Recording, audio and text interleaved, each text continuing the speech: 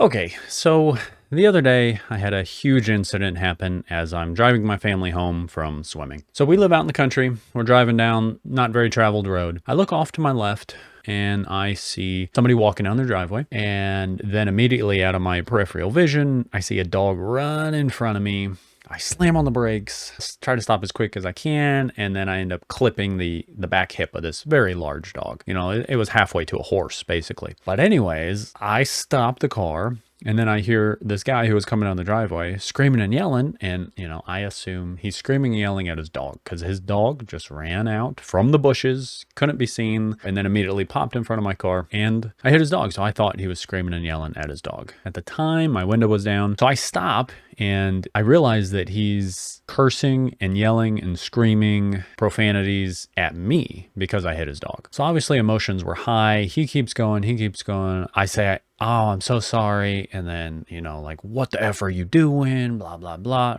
And then I eventually raised my voice a little and said, your dog was in the road. And then he proceeds to get closer and closer to my window. Now, that's a big problem because unbeknownst to him is that I carry a gun with me everywhere I go. So I've got a gun on me. We've got a guy who's incredibly angry, screaming, yelling, cursing, and he's getting closer and closer. So I pointed, stuck my left hand out the window and told him, and I screamed at him, get back, just as loud as I could. And that stopped him. So he kind of turns and starts walking back, still screaming and yelling. And at that point, he yells at me, he's going to go grab his pistol. So obviously that is time to leave the situation. So I drove off. As we're driving off, right there, he throws his bottle of whiskey at us. Thankfully, it didn't hit the car, and we're able to drive back home. We live about a quarter mile from him, so got the family home safe. I parked the car. I sat outside just in case this upset individual wanted to come looking for the guy who hit his dog. Waited outside for about an hour, never showed up, which is good. But I was so thankful that God took that whole situation, because when you're in situations like this, it can turn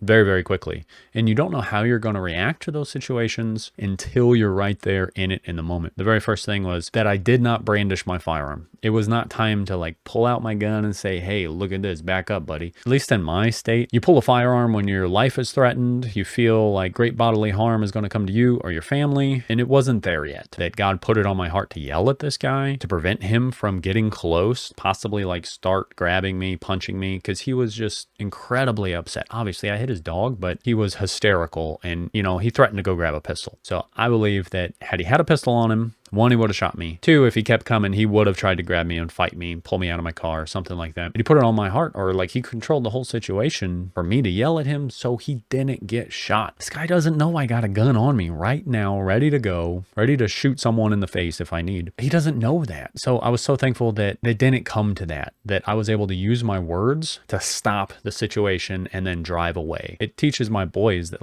sometimes the best course of action is just getting out of the situation. So yeah, this crazy story. I saw that dog today, still running around free, but the dog is alive, so that's good news.